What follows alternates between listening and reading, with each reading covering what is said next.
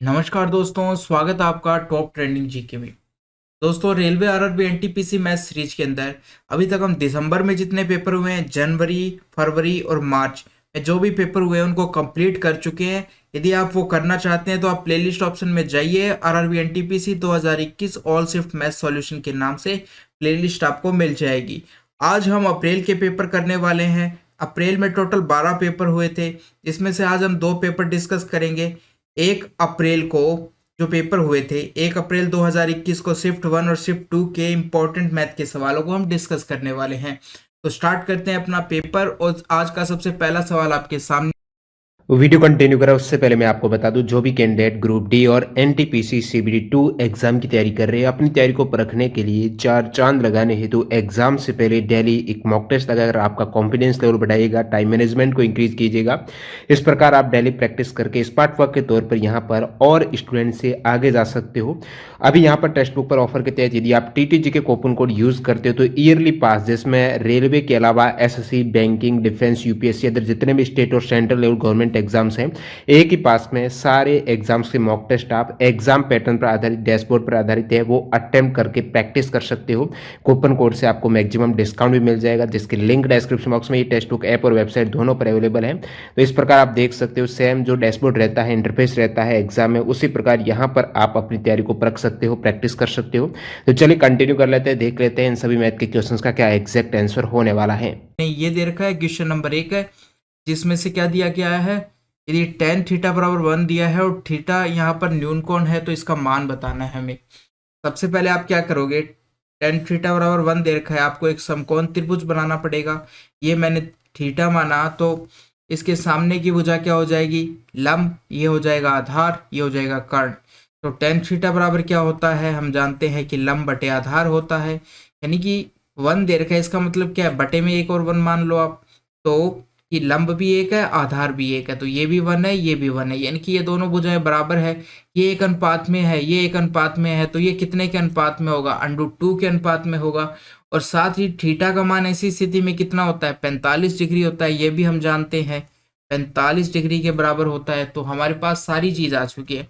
आप या तो थीटा का मान भी रख सकते हैं या फिर यहाँ से वैल्यू भी रख सकते हैं, दोनों में से कुछ भी कर सकते हैं।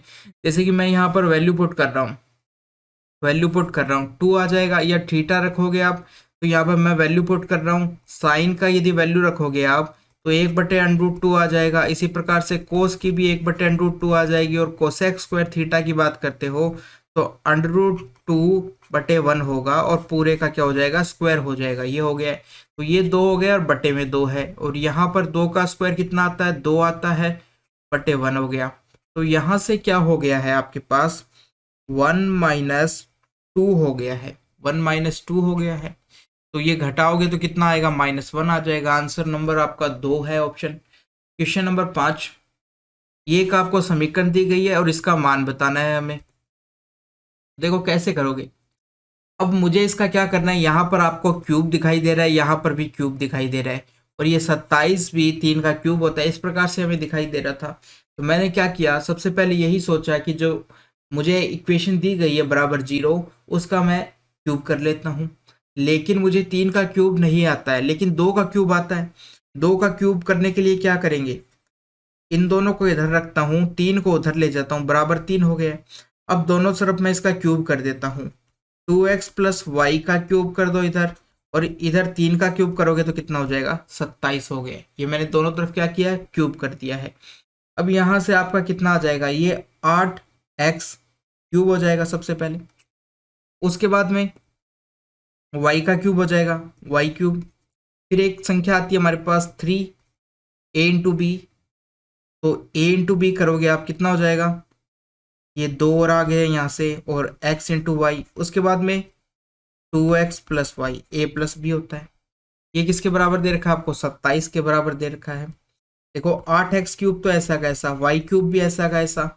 यहाँ पर आपका कितना हो जाएगा, इसका मान रखो आप, इसका मान कितना दे रखा है आपको, यहाँ से आ जाएगा इसका मान कितना है, 3 दे रखा है, तो 3 रखोगे तो ये 3 3 है, 9 हो जाएगा।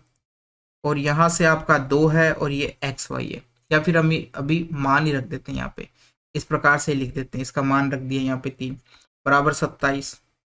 तो ये हो गया 8x क्यूब। ये हो गया वाई क्यूब, और यहाँ से आपका आ जाएगा 18xy, और ये 27। अब देखो हमें यदि इसका मान पूछते तो कितना आता, 27 आता। 8x cube plus 18xy plus y cube का मान पूछते तो हम 27 कहते हैं, लेकिन उसने -27 भी दे रखा है, यानी कि 27 को मैं क्या किया, उधर लेके चला गया। इधर यदि प्लस का है तो उधर किसका हो जाएगा, माइनस का हो जाएगा। तो यहाँ पर क्या बचेगा, यहाँ पर 0 बचेगा। तो इसका मान पूरे का कितना आ जाएगा, 0 आ जाएगा। ये मेरा आंसर आ चुका है, ऑप्शन नंबर आपका 1 हो चुका है। इस प्रकार से सवाल नंबर 6 की बात करते हैं। 6 में आपको क्या करना है, इसका मान बताना है पूरे का। देखो हम जानते हैं कि यदि साइन थीटा होता है तो कोस में इसको क्या लिख सकता हूं मैं, 90 माइनस थीटा लिख सकता हूं। इसी प्रकार से यदि मैं कह दूं कि मेरा साइन 15 है तो मैं कोस के रूप में उसको क्या लिख सकता हूं, 75 लिख सकता हूं। यदि मेरा साइन 30 है तो मैं कोस में क्या लिख दूंगा, उसको 60 लिख सकता हूं। इस प्रकार से हम लिख सकते हैं, ये चीज़ आप जानते हो, हमने पहले भी डिस्कस किया है। तो इसी प्रकार से हमारे पास एक चीज़ आई है कि देखो 22 की यदि बात करते हैं, 22 और 68 दोनों को यदि जोड़ते हैं तो ये 90 के बराबर होता है। तो आप क्या कर सकते हो, कोस 68 को क्या लिख सकते हो, कोस 68 को मैं साइन 22 लिख सकता हूँ, क्योंकि दोनों का योग 90 के बराबर आएगा। तो यहाँ से एक ये हो गया है, और दूसरा आपका इसी प्रकार से यदि हम लिखना चाहें, साइन 74 को क्या लिख सकते हो, साइन 74 की बात करें तो इसको हम लिख सकते हैं कोस 16 लिख सकते हैं, ये हमारा। तो इस प्रकार से हम लिख सकते हैं। तो अब इन्हीं का यूज करने वाले हैं। देखो कोस स्क्वायर 22 ऐसा कैसा रहने दो, कोस स्क्वायर 68 की बात करते हैं, कितना है, साइन स्क्वायर 22 हो जाएगा। नीचे की बात करते हैं तो 2 तो बाहर है, अंदर एक तो आपका साइन स्क्वायर 22 है, और साइन 68 की बात करें तो कोस के अंदर चेंज हो जाएगा। यदि कोस साइन में है तो साइन कोस में हो जाएगा, ये आपका 22 हो जाएगा। इस प्रकार से इतना आ चुका है। अब इसको मुझे हटाना पड़ेगा यहाँ से,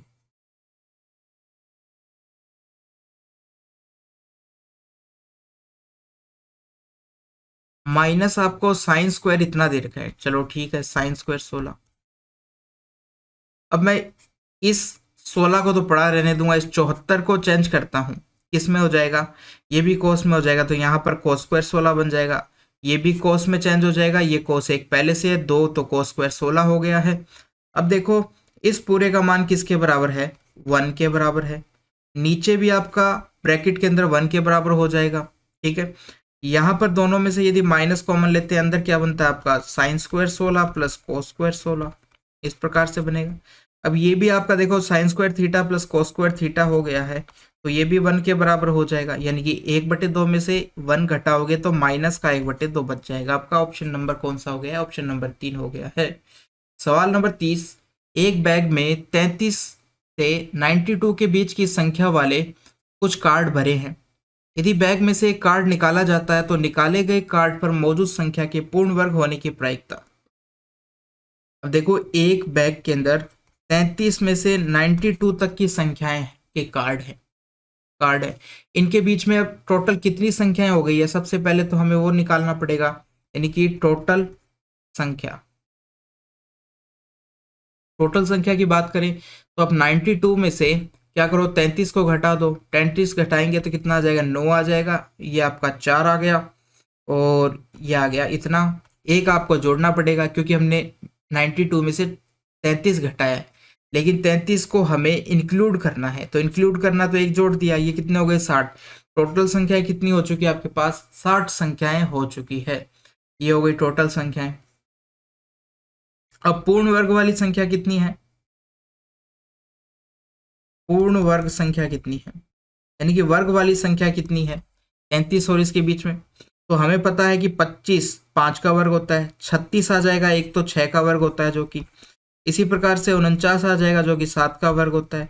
उसके बाद में 8 का वर्ग आ जाएगा 64, फिर 9 का वर्ग आ जाएगा 81, फिर 10 का वर्ग नहीं आएगा। बस ये 4 संख्याएं होती है इसके बीच में पूर्ण वर्ग संख्याएं, 33 से लेकर 92 के बीच में। तो कितनी संख्याएं हो गई है पूर्ण वर्ग, हम कहेंगे 4 संख्याएं हो गई है। तो अब हमें प्रायिकता निकालनी है, पूर्ण वर्ग संख्या का पूछा गया है, तो हम 4 को ऊपर रख देंगे, 60 को टोटल संख्या नीचे रखते हैं, 4 ऊपर आ गया जिसके बारे में पूछा गया, तो 4 बट्टे क्या हो गया, 60 हो गया। यह आपकी प्रायिकता 1/15 के बराबर हो जाएगी। ऑप्शन नंबर आपका 4 आएगा, ये रहा 1/15। सवाल नंबर 33, नीचे दिए गए चित्र में ए बी एक वर्त का व्यास है। ए बी क्या है, वर्त का व्यास है। एपी बिंदु ए पर वर्त की स्पर्श रेखा है। एपी क्या है, ये वाली जो है आपकी, ये पूरी एपी वर्त की स्पर्श रेखा है। रेखा बीसी को बढ़ाने पर यह बिंदु पी पर, बीसी को बढ़ाते हैं इस रेखा को, तो ये बिंदु पी पर स्पर्श करती है। और कोण ए ओ सी आपका 36 डिग्री दे रखा है। कोण बी पी ओ, बीपीक्यू, ये बाहर वाला कोण आपसे पूछा गया। तो कैसे निकालोगे, सबसे पहले हम एक प्रॉपर्टी जानते हैं कि किसी वर्त के अंदर किन्हीं दो बिंदु, एक बिंदु ये मान लिया, एक बिंदु ये मान लिया, इससे केंद्र पर बनाया कोण और इससे परिधि पर बनाया कोण, इस प्रकार से। तो जो केंद्र पर बना कोण है वो दुगना होता है परिधि पर बने कोण का, यानी कि ये यदि x है तो इसको हम 2x कहेंगे। इस प्रकार से होता है कि दो बिंदुओं के द्वारा, दो समान बिंदुओं के द्वारा केंद्र पर बना कोण परिधि पर बने कोण का क्या होता है, डबल होता है, इस प्रकार से। तो यहाँ पर यदि ये 36 है तो ये कितना हो जाएगा, परिधि वाला कोण 18 आधा हो जाएगा। तो ये कोण हो चुका है आपका, मान इसका 18 हो चुका है। अब आपके पास जो ये त्रिभुज बचा है, जो त्रिभुज बचा है इसमें क्या क्या है आपके पास, ये कोण 18 हो गया, ठीक है। ये कोण आपका 90 है, ठीक है। ए बी पी जो त्रिभुज है आपके पास, इसमें ये कोण तो 18 हो गया है, ये कोण आपका 90 है। तो जो ये बाहर वाला कोण होता है ये इन दोनों कोणों के योग के बराबर होगा, इस प्रकार से। यानी कि जो बाहर वाला कोण है, कोण बी बी पी क्यू, ये किसके बराबर होगा, आपका 90 डिग्री प्लस 18 डिग्री, यानी विपरीत दो कोणों के योग के बराबर होता है। 90 प्लस 18, इन दोनों को यदि आप जोड़ोगे कितना आ जाएगा आपका, ये आपका 108 आ जाएगा। ऑप्शन नंबर कौन सा हो चुका है, ऑप्शन नंबर 2 हो चुका है। सवाल नंबर 37, 10% वार्षिक चक्रवृद्धि ब्याज की दर पर 3200 की राशि कितने समय में बढ़कर इतनी हो जाएगी जबकि ब्याज की गणना त्रैमासिक आधार पर की गई है। अब ब्याज की गणना देखो त्रैमासिक चक्रवृद्धि आधार पर की गई है, तो एक साल में कितनी त्रैमासिक होती है, यानी 3-3 महीनों की कितनी अवधि होती है, तो हम कहेंगे टोटल 4 अवधि होती है। तो अब हमारा जो समय है वो 4 अवधि बन चुका है। त्रैमासिक का मतलब 4, ठीक है। यानी एक त्रैमासिक का मतलब 3 महीने, और एक साल में कितनी त्रैमासिक होती है, टोटल 4 होती है, तो 4 त्रैमासिक होती है एक महीने। ये हो गया एक चीज। तो अभी तक हमें टाइम नहीं बताया गया। इसी प्रकार से दर कितनी हो जाएगी, तो एक साल में ये 1 साल की दर दी गई है आपको। यदि इसको 3 महीनों की दर में चेंज करना है, त्रैमासिक में चेंज करना है, तो आप इसको 4 से डिवाइड कर दो। यदि 4 से डिवाइड करोगे तो आपकी दर हो जाएगी 2.5%, इस प्रकार से हो जाएगी। तो अब हमारा सवाल क्या है, हमारे पास दर आ चुकी है 2.5%, ठीक है। उसके बाद में मूलधन दे रखा है ये, और ये आपको मिश्रधन दे रखा है। अब आपसे पूछा गया है कि कितने समय में बढ़कर, समय पूछा गया आपसे कितना समय के अंदर बढ़कर, ठीक है। तो इस प्रकार से है हमारे पास। अब हम क्या करेंगे, आप क्या करो कि 3200 लिख दो, एक तरीका तो ये है, और यहाँ पर आप 3362 लिख दो। 3200 लिख दो, 3362 लिख दो, या थोड़ा सा साइड में लिखते हैं। एक तो आपका 3200 हो गया है, एक आपका 3362 हो गया है। अब इनको काटने की कोशिश करते हैं। जब आप इनको काटोगे तो ये 2 से कटेगा, कितना बार, 2 एकम 2 बार जाएगा, 2 एकम 2 बार जाएगा, फिर 6 बार जाएगा, 8 बार जाएगा, 1 बार जाएगा। ये आपका कितनी बार जाएगा, 1600 बार जाएगा, 1600 बार जाएगा। आगे कट नहीं रहा है। तो अब देखो हमें पता है कि 1600 किसका वर्ग होता है, तो ये होता है 40 का वर्ग होता है, और ये आपका 41 का वर्ग होता है, 41 का वर्ग होता है, ठीक है। इस प्रकार से होता है। यानी एक अवधि के अंदर, एक साल नहीं कहेंगे क्योंकि अवधि कहेंगे, क्योंकि 3 महीनों का पीरियड है, उसके अंदर एक अवधि के अंदर 40 से राशि कितनी हो गई है, 41 हो गई है, ठीक है। 40 से 41 हो गई है। यानी कि 40 से एक आया है, एक बढ़ गया है किस पर, 40 पर बढ़ गया। ये आप यदि निकाल लो कितना आएगा, ये 2.5% आ गया। 2.5% आ गया दर हमारी, तो हम कह सकते हैं कि ये जो पावर है आपकी कितने साल के अंदर ये बढ़कर इतनी हो गई है, तो हम कहेंगे 2 साल के अंदर बढ़कर इतनी हो गई है।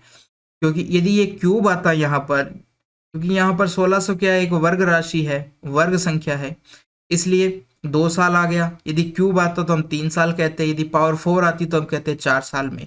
तो इस प्रकार से कितना हो गया, यदि स्क्वायर आया है तो हम कह देंगे कि 2 अवधि के अंदर। और 3-3 महीनों की 2 अवधि किसके बराबर होती है, 6 महीनों के बराबर होती है। और 6 महीने आधे वर्ष के बराबर होता है। तो ये आपका ऑप्शन नंबर 2 हो जाएगा इस प्रकार से। दूसरा तरीका आप है, आपके पास क्या है, फॉर्मूला है आपके पास कि मिश्रधन लिख दो, मूलधन लिख दो, और उसके बाद में हम क्या करते हैं, ऊपर तो लिखते हैं 100 प्लस दर, दर आपकी 2.5 है, नीचे आप 100 लिख दोगे, और समय आपको दिया हुआ नहीं है तो हम n मान लेते हैं कि n अवधि में बढ़कर इतनी हो गई है। अब आप इनको काटोगे तो ये 1681 आ जाएगा, साथ में मैं इसको इधर ले आता हूँ, ये 1600 हो गए, इधर आपका 102.5/100 हो गया है, ये इस प्रकार से n दे रखा है। अब देखो ये 1681, इधर की बात कर लेते हैं, सबसे पहले राइट साइड की बात कर लेते हैं। ये दशमलव हटाओगे तो नीचे 0 आ जाएगी। इनको यदि आप काटते हो तो 25 से कट जाएगा, 25 से 4 बार जाएगा, 1 बार जाएगा। इसी प्रकार से 25 से आप ये 40 बार चला जाएगा इसकी पावर। तो इस लेफ्ट वाले को हम इसी रूप में चेंज करने की कोशिश करें तो ये 41/40, यानी 41 का भी स्क्वायर और 40 का भी स्क्वायर है। तो यहाँ से हम यदि इन दोनों को बराबर करें, क्योंकि बेस बराबर है तो पावर भी बराबर होगी, तो n का मान यहाँ से आपका कितना आ जाएगा, 2 आ जाएगा। अब ये 2 आपके पास आया है, लेकिन जो पावर क्या थी, वो दर क्या थी हमारी, त्रैमासिक थी। 2.5 क्या थी, त्रैमासिक थी। तो 2 अवधि आई है, ये क्या आई है, 2 अवधि। एक अवधि कितने महीनों की थी, 3 महीनों की थी। 2 अवधि कितने महीनों की हो जाएगी, टोटल 6 महीनों की हो जाएगी, या आधा वर्ष कह दो। तो इस प्रकार से आपका ऑप्शन नंबर 2 आ गया है। तो ये क्या है कि 2, मैं आगे लिख देता हूं, अवधि है जो कि माह की, कितने महीनों की अवधि है, 3 माह की अवधि है इस प्रकार से। सवाल नंबर 45, 52 ताश के पत्तों की एक गड्डी में से काले रंग के बादशाह और बेगम निकाले जाते हैं। शेष, तो देखो काले रंग के जो पत्ते होते हैं हमारे पास टोटल 52 पत्ते होते हैं, जिसमें से 26 लाल पत्ते होते हैं और 26 काले पत्ते होते हैं, ये हमें पता है। अब लाल पत्तों की बात की जाए तो इसमें पान का पत्ता होता है और एक हम कहते हैं कि चिड़ी का पत्ता होता है। चिड़ी क्या, एक ईंट का पत्ता होता है, एक पान का पत्ता होता है। इसी प्रकार से काले पत्तों की यदि बात की जाए, 16 में से ये 13-13 में डिवाइड हो जाते हैं, लाल पान और लाल चिड़ी, इस प्रकार से आपको दिखाई देता है, इसी प्रकार से ये दिखाई देता है। और ये आपके 2 पत्ते, 2 तरह के पत्ते होते हैं, एक चिड़ी का पत्ता होता है और एक हुक्म का पत्ता होता है। ठीक है, तो इस प्रकार से 13-13 पत्ते हो गए। तो काले पत्ते टोटल कितने हो चुके हैं, 26 पत्ते होते हैं, और हुक्म के पत्ते टोटल कितने होते हैं, 13 पत्ते होते हैं। अब वो क्या कह रहा है कि 52 ताश की गड्डी में से काले रंग के बादशाह और बेगम को निकाल लिया जाता है।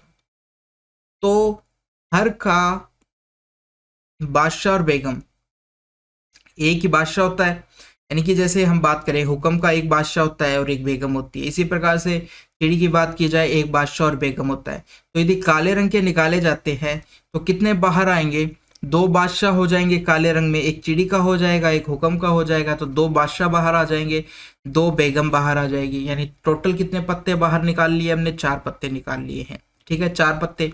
तो इसमें से आप टोटल में से 4 पत्ते माइनस कर दो, टोटल थे 52, 4 माइनस कर दिए तो कितने बच चुके हमारे पास, 48 पत्ते बच चुके।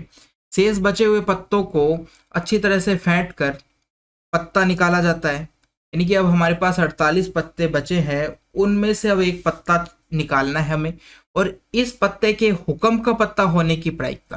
ठीक है, तो टोटल हुक्म के पत्ते हमारे पास कितने बचे हैं, अब टोटल हुक्म के पत्ते, तो हुक्म में से यदि बात की जाए तो एक बेगम और एक बादशाह बाहर आएगा। ठीक है, तो हुक्म के जो पत्ते बचे हमारे पास 11 बचे हैं। हुक्म के अब हमारे पास बच्चे हैं पत्ते कितने, हुक्म के पत्ते बचे हैं हमारे पास 11, टोटल पत्ते कितने हैं 48 पत्ते हैं। तो प्रायिकता में यदि निकालनी है, किसका पूछा गया है कि निकाला गया पत्ता हुक्म का होना चाहिए, तो 11 तो देखो आपका ऊपर हो जाएगा कि 11 में से एक होना चाहिए, और टोटल कितने 48 है, तो 48 में से एक होना चाहिए, टोटल 48 है, और पूछा गया है हुक्म का, तो हुक्म 11 है, तो 11/41 आपकी प्रायिकता हो जाएगी। ऑप्शन नंबर आपका 4 हो गया है। ये हो गया। क्वेश्चन नंबर 47, यदि AB/AC बराबर BT/DC हो तो कोण ABC का मान बताना है आपको। अब देखो ये वाला कोण हमसे पूछा गया है कि कितना है, ठीक है। अब देखो हमें एक कंडीशन दी गई है कि AB/AC BD/DC ये कब होता है। हम जानते हैं कि जब सामने की ये जो सामने सामने की भुजा को कोणों के अर्धक द्वारा जब मिलाया जाता है, ये कोणों का अर्धक हो गया, जब कोणों के अर्धक द्वारा मिलाया जाता है तो इस अनुपात में सामने वाली भुजा डिवाइड होती है।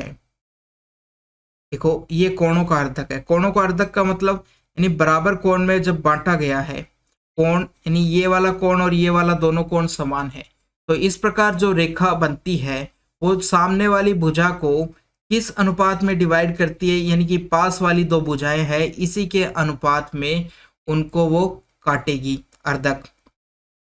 तो ये कंडीशन जो दी गई है आपको अर्धक की दी गई है, कोणों के अर्धक की, यानी कि ये कोण 28 का है तो ये कोण भी कितने का हो जाएगा 28, क्योंकि सामने वाली भुजा को यदि ये बराबर इस जहां पर भी काट रहा है, कब ये कंडीशन कब आएगी, जब ये कोणों का अर्धक होगा। तो ये कोण 28 है तो ये भी 28, ये कोण आपको दे रखा है 60, ये पूरा मिलके पूरा कोण ये कितना हो गया है। अब आपका पूरे कोण की बात की जाए तो ये आपका पूरा कोण 56 हो चुका है। कितना हो गया है, पूरे कोण की यदि बात की जाए तो ये आपका 56 हो गया है। कितना हो गया 56 हो गया। ये आपका 60 है। तीसरा कोण अब हम निकाल सकते हैं, क्या हो जाएगा तीसरा कोण, 180 में से हम एक तो 56 घटा देंगे, एक 60 घटा देंगे, इस प्रकार से। तो ये आपका 180 माइनस 56 प्लस ये करोगे आपका 110, 116 हो जाएगा। 116 को आपको घटाना है, 120 घटाओगे तो आपका 60 आएगा, ये आपका 64 डिग्री आ जाएगा। ऑप्शन नंबर आपका 3 हो गया है। सवाल नंबर 57, यदि 4y-1 और y+4 दोनों इसके गुणनखंड है तो निम्नलिखित में से कौन सा विकल्प सत्य, ये कहा गया। अब देखो ये जो इक्वेशन है ये द्विघात है, y की पावर मैक्सिमम कितनी है 2, तो हम कहेंगे कि ये द्विघात इक्वेशन है, और द्विघात इक्वेशन के दो ही गुणनखंड होते हैं। यहाँ पर आपको दो अलग अलग गुणनखंड दे रखे हैं, यानी कि ये दोनों गुणनखंड इस इक्वेशन के, और या हम कह सकते इस इक्वेशन के केवल ये दो ही गुणनखंड है। तो हम कह देंगे ये इक्वेशन किसके बराबर होगी, किसके बराबर होगी, ये इन दोनों गुणनखंड के बराबर होगी, 4y-1 इंटू y+4। हम इसको इस प्रकार से लिख सकते हैं, इन दोनों के गुणनखंड के बराबर होगी। अब हमें इसको ओपन करना है, तो सबसे पहले इसको पूरे ब्रैकेट से मल्टीप्लाई करेंगे, तो 4y को y से किया तो 4y² हो गया, फिर वो 4y को 4 से किया तो ये आपका 16y हो गया। इसके बाद में 1 को करोगे तो -y आ जाएगा और -4 आ जाएगा। यहाँ से आपका 4y² आ चुका है, ये आपका प्लस था तो ये आपका 15y आ गया और -4 आ चुका है, इस प्रकार से आ गया।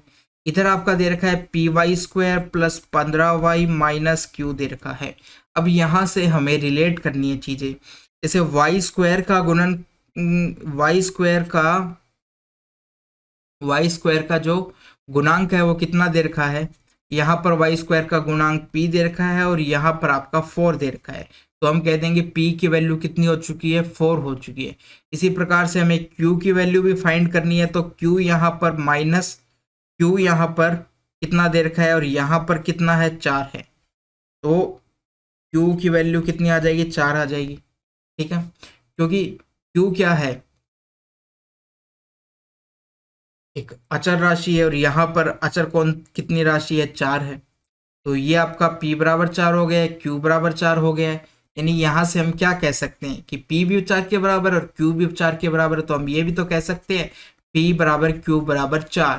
तो यहाँ से हमें पता चल चुका है कि P और Q दोनों क्या है, बराबर है। ये आपको कहाँ पर मिल रहा है, ऑप्शन नंबर 2 के अंदर दिखाई दे रहा है P बराबर Q, तो ऑप्शन नंबर 2 हो गया है। सवाल नंबर 58, त्रिभुज का क्षेत्रफल निकालना है। अब ये देखो त्रिभुज किस में बना हुआ है, ये हमारा हो गया है व्यास, और हम कहते हैं कि अर्धवर्त में बना त्रिभुज क्या होता है, समकोण होता है। अर्धवर्त में बना त्रिभुज क्या होता है, समकोण होता है। और समकोण कौन सी भुजा, कौन सा कोण होगा, कोण ए समकोण होगा। ठीक है, ये आपका समकोण हो गया, यानी कि 90 डिग्री हो गया, 90 डिग्री हो गए। अब मैं क्या करता हूं, इसको इस प्रकार से बना देता हूं। यदि ये समकोण त्रिभुज है तो ये कोण मैंने यहां बना दिया है 90, कौन सा, ए वाले कोण को। दूसरा मैंने बी कर दिया है और तीसरा मैंने सी कर दिया है। अब ये भुजा आपको ए बी कितनी देर की है, 16 देर की है। ये आपको कितनी देर की है, 20 देर की है। अब क्षेत्रफल निकालना है, तो देखो क्षेत्रफल क्या होता है, 1/2 इंटू आधार इंटू ऊंचाई। अब आधार कितना दे रखा है आपको, 16 दे रखा है। और ऊंचाई समकोण त्रिभुज में क्या होती है, जो भुजा होती है, एसी भुजा है, वही हमारी ऊंचाई हो जाएगी, क्योंकि सर्वाधिक ऊंचाई वही है। तो ये आपका 20 हो गया, यहां से काटोगे तो ये आपका 160 आ जाएगा। सेंटीमीटर में दे रखी है तो आपका सेंटीमीटर स्क्वायर हो जाएगा आंसर। तो ये आपका मान आ चुका है, ऑप्शन नंबर 4। सवाल नंबर 75, अभी से 6 वर्ष बाद कीर्ति की आयु उसके भाई कुणाल की आयु की दोगुनी हो जाएगी। अब से कितने साल बाद, 6 साल बाद। मान लिया कि वर्तमान यहां पर है, 6 साल बाद कितनी हो जाएगी, 6 साल बाद कितनी हो जाएगी, कीर्ति की आयु उसके भाई की आयु की दुगनी हो जाएगी। तो सबसे पहले हमें एक तो करना है कीर्ति, दूसरा करना है कुणाल, इस प्रकार से। तो कीर्ति की आयु दुगनी हो जाएगी, तो हम कह देते हैं ये अनुपात है उनका 6 साल बाद। किंतु 4 वर्ष पहले उनकी आयु, उसकी आयु उस समय कुणाल की आयु की 4 गुनी थी। और यदि 4 साल वर्तमान से 4 साल पहले की बात करते हैं तो उनकी आयु का अनुपात क्या था, कीर्ति की आयु 4 गुनी थी उसके भाई कुणाल की आयु से, इस प्रकार से था। ठीक है, अब देखो क्योंकि ये टोटल कितने साल हो गए, 10 साल हो गए। टोटल कितना हो गया, 10 साल हो गया। तो 10 साल के अंदर जितनी कीर्ति की बढ़ी है उतनी कुणाल की बढ़ेगी, उतनी कुणाल की बढ़ेगी, क्योंकि 10 साल इसकी बढ़ी है तो 10 साल इसकी बढ़ेगी। तो अब ये अनुपात है जो हमारा, अंतर यहाँ पर दोनों का बराबर होना चाहिए। यहाँ 4 में से 2 2 के बराबर है, लेकिन यहाँ पर 0 आ रहा है, तो अंतर को बराबर कैसे करेंगे। यहाँ पर आपका 3 दिखाई दे रहा है और यहाँ पर आपका 1 दिखाई दे रहा है, तो 1 से ऊपर मल्टीप्लाई करेंगे और 3 से नीचे मल्टीप्लाई करेंगे।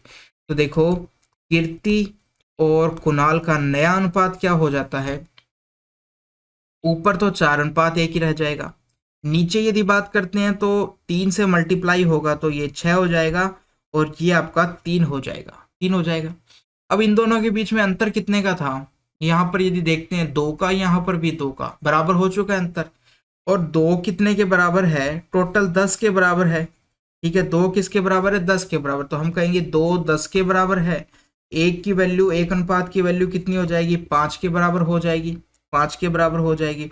अब किसी की भी निकाल लो, ठीक है, ये कि कब है, 4 वर्ष पहले की आयु है, वर्तमान नहीं है, ये 4 वर्ष पूर्व की आयु है, ये 6 वर्ष बाद की आयु है। ठीक है, तो देखो अब उसने पूछा है कुणाल की वर्तमान आयु पूछा है, तो कुणाल की सबसे पहले वर्तमान निकालने के लिए हमें 4 वर्ष पहले की निकालनी पड़ेगी। यानी 4 वर्ष पहले उसकी 1 अनुपात थी और 1 अनुपात की वैल्यू 5 है, यानी कि 4 वर्ष पहले उसकी आयु कितनी थी, हम कह देंगे कि 5 थी, 5 थी। लेकिन वर्तमान पूछी गई है, वर्तमान कितने साल बाद आई, 4 साल बाद। यानी ये 4 साल पहले की थी, वर्तमान में आप क्या करोगे, कुणाल की आयु जैसे 5 है तो 5 में 4 और जोड़ दोगे, कितना आ जाएगा, 9 हो जाएगा। तो वर्तमान उम्र कितनी हो गई है उसकी, 9 हो गई है। ऑप्शन नंबर कौन सा हो जाएगा, ऑप्शन नंबर 4 हो जाएगा, इस प्रकार से। सवाल नंबर 81, 2 कार क्रम से 45 किलोमीटर प्रति घंटा और 50 किलोमीटर प्रति घंटे की चाल से चलते हुए एक निश्चित दूरी तय करती है। यदि एक कार को यह दूरी तय करने में दूसरी कार से कितना समय अधिक लग रहा है, 32 मिनट का अधिक समय लग रहा है, तो तय की गई दूरी किसके बराबर होगी। अब हम जानते हैं कि फॉर्मूला हमारा क्या है, distance equal to S1 into S2। S1 S2 क्या है कि ये जो चाल है वो है, इनका अंतर नीचे लिख देंगे, S1 माइनस S2, जो भी बड़ा होगा उसमें से छोटा घटा देंगे, S2 माइनस S1 कुछ भी कह सकते हो आप, और पॉजिटिव लेंगे हमेशा ये अंतर, और उसके बाद में यहाँ आपका आ जाएगा समय टी इस प्रकार से। तो देखो S1 कितना दे रखा है आपको, 45 दे रखा है, S2 कितना दे रखा है, 50 दे रखा है, दोनों का अंतर कितना हो जाएगा, 5 का हो जाएगा। समय कितना दे रखा है, 32, ये मिनट में दे रखा है तो घंटे में चेंज करने के लिए 60 से डिवाइड कर दिया है, ये हो गया आपका। अब हमें इसको केवल सरल करना है, 5 से यदि काटोगे ये 10 बार जाएगा, 10 से इसको काटोगे तो ये 6 बार जाएगा, इसको काटोगे तो ये 6 बार जाएगा, इस प्रकार से। अब ये आपका 2 से काटोगे तो 16, और 3 से ये कितना हो जाएगा, ये 15 हो जाएगा, ये आपका 16 हो जाएगा, 15 16 कितना हो गया, इन दोनों को मल्टीप्लाई करोगे तो ये आपका 240 आ जाएगा। कौन सा होगा ऑप्शन नंबर आपका, ऑप्शन नंबर 2 हो जाएगा। क्वेश्चन नंबर 82, 7 का वह लघुत्तम गुणज ज्ञात कीजिए जिसे 6 8 और 12 से विभाजित करने पर समान शेष 1 बचता है। तो ऐसे सवाल आपको बहुत कराए हैं मैंने अभी इससे पहले, तो मैं इसको यहाँ पर आपको इस तरीके से सवाल पूरा करवाने वाला नहीं हूँ बेसिक से। मैं इसको क्यों लेके आया हूँ यहाँ पर, देखो टाइम कैसे बचाया जाता है। इसने क्या पूछा है, 7 का लघुत्तम गुणज, 7 का वह लघुत्तम गुणज कौन सा है, यानी कि जो भी संख्या है चारों ऑप्शन में से जो भी हमारा आंसर होगा वो 7 का गुणज होगा। अब देखो पहला ऑप्शन 7 का गुणज नहीं है, दूसरे ऑप्शन में 7 का भाग दोगे नहीं जाएगा, नहीं है ये भी, तीसरा भी नहीं है, केवल कौन सा ऑप्शन है, ऑप्शन नंबर 4 है। तो 7 का गुणज सबसे पहले चेक कर लिया, वही था ऑप्शन नंबर 4 में ही था केवल, बाकियों में तो 7 का गुणज था ही नहीं, तो आंसर तो दूर की बात है। तो ये ऑप्शन कट गया, ये ऑप्शन कट गया, ये ऑप्शन कट गया, ये ऑप्शन हमारा हो गया ऑप्शन नंबर 4। आगे हमें कुछ करना ही नहीं पड़ा, इसलिए मैं लेके आया हूँ यहाँ पर कि टाइम बचाना भी आप सीखिए। टाइम कैसे बचाया जाता है, लोग कहते हैं कि शॉर्ट ट्रिक, तो शॉर्ट ट्रिक हर जगह नहीं होती है, पर्टिकुलर सवालों की आपको समझनी जरूरी है, लेकिन सब जगह नहीं होती है। आप जितना ज़्यादा प्रैक्टिस करोगे उतना ज़्यादा आप इन चीज़ों को पकड़ना स्टार्ट करोगे कि हम सवाल से टाइम कैसे बचा सकते हैं, बस यही सबसे मेन चीज़ है। अब हमारा शिफ्ट 1 का पेपर कंप्लीट हो गया है, शिफ्ट 2 का पेपर हम स्टार्ट कर रहे हैं। सबसे पहला क्वेश्चन नंबर 2, यदि x वह छोटी से छोटी संख्या है जिसे 588 से गुणा करने पर प्राप्त गुणनफल एक पूर्ण संख्या प्राप्त होती है, तो x का मान बताना है। ये x एक संख्या है, इसको जब मैं 588 से मल्टीप्लाई कर देता हूं ये तो पूर्ण वर्ग बन जाता है, किसी का भी ये पूर्ण वर्ग बन जाता है। तो बताना है कि x कितना है, ये बताना है। पूर्ण वर्ग बनने के लिए x का मान कितना मिनिमम रखना पड़ेगा, तो सबसे पहले आपको क्या करना पड़ेगा, 588 के टुकड़े करने पड़ेंगे। तो जैसे 2 का भाग जाके देखो, अभाज्य टुकड़े करो इसके, सबसे पहले 2 का देते हैं हम भाग, कितनी बार जाएगा, 2 बार जाएगा, उसके बाद में 9 बार जाएगा, और ये 4 बार, फिर 2 से चला जाएगा, 1 बार गया, 4 बार गया, 7 बार गया। अब आप इसमें 3 का भाग दे सकते हो, 3 चौक 12 आ जाएगा, और 3 नम 27 आ जाएगा। अब ये देखो 7 का भाग जाएगा, कितना आ जाएगा 7, फिर 7 का देगा 1 आ जाएगा। तो यहाँ से आपको अभाज्य गुणनखंड क्या मिले, 2 की पावर 2, यानी कि 2 2 बार है, 3 1 बार है, 3 की पावर 1 और 7 की पावर 2। अब देखो पूर्ण गुणनखंड बनाने के लिए हमें क्या करना पड़ेगा, सभी की पावर सम करनी पड़ेगी। अब हमें पता है 7 की पावर सम दे रखी है, 2 की पावर सम दे रखी है, 3 की पावर विषम है, तो 1 3 से और मल्टीप्लाई करना पड़ेगा मिनिमम, तो ये पूर्ण वर्ग बन जाएगा। तो यही हमारा x के बराबर हो जाएगा, यही हमारा x के बराबर हो जाएगा। ऑप्शन नंबर कौन सा हो चुका है आपका, ऑप्शन नंबर 2 हो चुका है। इस प्रकार से क्वेश्चन नंबर 5, दिए गए प्रश्नों में ये इतने सारे प्रश्न दे रखे हैं आपको, यानी कि संख्याएं दे रखी है, इनसे हमें माध्यिका ज्ञात कीजिए, इनकी माध्यिका बतानी। तो माध्यिका ज्ञात करने के लिए सबसे पहले हमें जो भी संख्याएं दे रखी है उनको आरोही क्रम में व्यस्त करना पड़ता है। तो इनको आरोही क्रम में हम सेट करते हैं कि किस प्रकार से करेंगे। तो जो माइनस वाली जितनी भी संख्याएं, एक ये हो गई, ये एक ये हो गई और एक ये हो गई, ये सबसे छोटी संख्याएं होती है। सबसे क्या होती है? छोटी संख्याएं होती है। तो सबसे पहले इनको व्यक्त करो। तो इनमें भी सबसे छोटी संख्या कौन सी हो जाएगी? जिसमें सबसे ज्यादा घटाया गया है के से। तो k-3 घटाओगे, k में से यदि 3 घटाओगे सबसे छोटी संख्या आएगी। उसके बाद में संख्या k-1 थोड़ी उससे बड़ी संख्या आ जाएगी। फिर आपकी कौन सी संख्या हो जाएगी? k-3/2, यानी कि 3/2 का मतलब एक से भी कम घटाया गया है। तो ये नहीं आएगा, ये तो एक से ज्यादा हो गया 3/2। तो पहले आपका 3/2 आएगा और उसके बाद में k-1 आ जाएगा। ये 3 संख्याएं हो गई आपकी। अब चौथी संख्या, माइनस की हमने सारी काउंट कर ली है, अब प्लस पे आ चुके हैं। प्लस में सबसे छोटी संख्या देखो, यहां पर आपको 1/2 दिख रहा है, यहां पर 2 दिख रहा है, यहां पर 4 दिख रहा है, यहाँ 4 से 1/2 दिख रहा है। तो सबसे छोटी संख्या हो जाएगी प्लस में ये, उसके बाद में k+2 हो जाएगी, उसके बाद में k+4 हो जाएगी और उसके बाद में k+4 सही 1/2 ये हो जाएगी। अब बीच वाली संख्या हमें देखनी है, वही हमारी माध्यिका होगी। सम यदि होती है संख्याएं सम नंबर में, तो 2 बीच की संख्याएं होंगी, उनका योग और उनको बटे 2 कर देंगे। और यदि विषम है तो सबसे बीच वाली संख्या एक ही होगी। तो देखो टोटल नंबर ऑफ संख्या 1 2 3 4 5 6 7, टोटल 7 है। 7 के अंदर बीचों बीच में कौन सा आ गया? ये नंबर आया है। तो यही हमारी माध्यिका हो गई है। कितनी हो गई है? k+½ हो गई है हमारी माध्यिका। तो ऑप्शन नंबर आपका कौन सा हो गया है? ऑप्शन नंबर 4 हो गया। ऑप्शन नंबर 4 हो गया। दूसरा देखो, यहां पर हम टाइम कैसे बचा सकते थे? आपको पता है, सबसे पहले नंबर ऑफ संख्याएं गिन लो, कितनी है टोटल? 7 संख्याएं गिन ली। अब उसमें माइनस वाली आप चेक करो कितनी संख्याएं हैं, 1 2 3, 3 संख्याएं हैं। हमें पता है कि टोटल 7 संख्याएं, तो हमारी चौथी जो संख्या है आरोही क्रम में, जो चौथी संख्या है वो हमारा आंसर होगी। तो माइनस वाली तो टोटल 3 संख्याएं हैं, तीनों को छोड़ दो, उनको तो लाइन से हमें अरेंज करने की भी जरूरत नहीं है। अब उनके बाद में जो अगली संख्या आएगी वो चौथी संख्या होगी, यानी कि प्लस वाली जो सबसे छोटी संख्या है बस वो देख लो, आप आपका आंसर आ जाएगा। तो ये हमारा हो गया कि माइनस वाली तो हमें देखनी भी नहीं है, और प्लस वाली में सबसे छोटी जो संख्या होगी वही 4 नंबर पे होगी, तो वही हमारी माध्यिका हो जाएगी। तो इस प्रकार से आप थोड़ा सा और टाइम बचा सकते थे। तो ये हो गया। आगे बढ़ते हैं सवाल नंबर 11। 11 में क्या कहा गया? ऐसे कितने धन पूर्णांक ए संभव है जिनके लिए ये कंडीशन सेटिस्फाई होनी चाहिए, ये सत्य होना चाहिए। इसका मतलब क्या है? जो बीच में साइन दिया गया है कि 5a है, जो a² से या तो बड़ा हो सकता है या उसके बराबर हो सकता है, मगर छोटा नहीं हो सकता है। कौन छोटा नहीं हो सकता है? a² छोटा नहीं हो सकता है। तो ऐसी कितने धन पूर्णांक यानी पूर्णांक संभव है, इंटीजर मान संभव है? तो देखो ये कंडीशन में रखते हैं। सबसे पहले a² ये करना है हमें। सबसे पहले 1 लेंगे। जब 1 लेते हो तो इधर क्या हो जाएगा? 1 हो जाएगा 1 का स्क्वायर, और इधर कितना हो जाएगा? 5 हो जाएगा। कंडीशन सेटिस्फाई हो रही है। जब 2 लेते हैं हम, क्या हो जाएगा? यहाँ 4 हो जाएगा, और इधर क्या हो जाएगा? 4 5 20 हो जाएगा। अभी भी 4 छोटा है 20 से, सही है। इसके बाद में 3 लेते हैं तो ये आपका 9 हो जाएगा, और इधर आपका 15 हो जाएगा।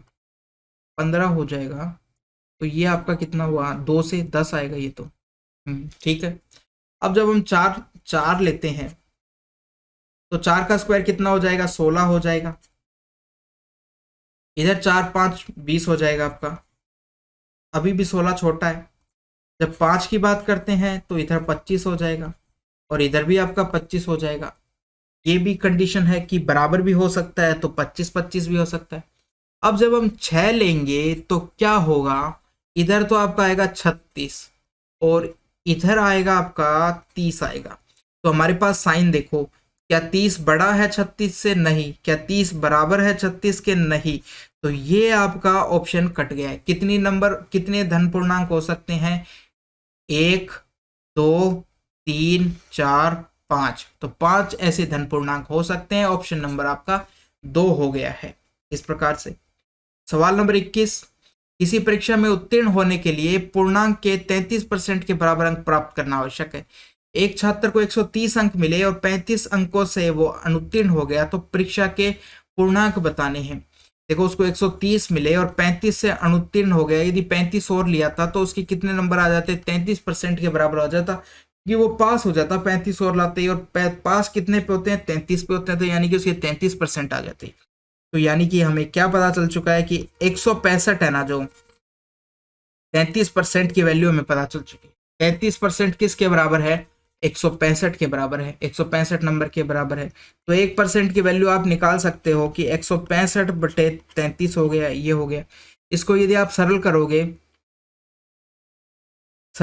तो कितना आ जाएगा, ये आपका 11 से काटोगे तो 11 एकम 11, 11 पाँच, नीचे 11 से कितना आ जाएगा, 3 आ जाएगा, ये आपका 5 आ चुका है 1% की वैल्यू। तो 100% की वैल्यू कितनी आ जाएगी आपकी, 500 हो जाएगी। ये आपका मान हो चुका है कि पूर्णांक कितना होता है, 100% या 500 के बराबर। Option number 4। सवाल नंबर 31, एक वर्ग का क्षेत्रफल और एक वर्ग का क्षेत्रफल बराबर है। तो वर्ग का क्षेत्रफल होता है पाई आर स्क्वायर, ये बराबर है वर्ग के क्षेत्र, यानी भुजा ए है तो ए स्क्वायर है उसका क्षेत्रफल हो गया है। वर्ग की परिधि और वर्ग के परिमाप का अनुपात बताना है हमें। तो सबसे पहले यहां से हम यदि इसका अंडर रूट लेते हैं तो क्या हो जाएगा, अंडर रूट पाई हो जाएगा, ये आपका आर हो जाएगा, ये ए हो जाएगा, इस प्रकार से। यानी कि भुजा किसके बराबर है, अंडर रूट पाई आर के बराबर है।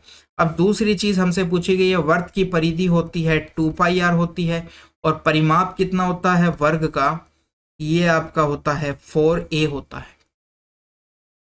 या तो आप r का मान रख दो या a का मान रख दो, दोनों में से इस इक्वेशन से लेके किसी का भी मान आप रख सकते हो। यहां से मान लेना है आपको, या तो r का ले लो या a का ले लो, इसके अंदर रखना है। मैं a का रख रहा हूं तो a का मान क्या रखोगे 4, तो पहले से under root pi into r रख दोगे इसका मान।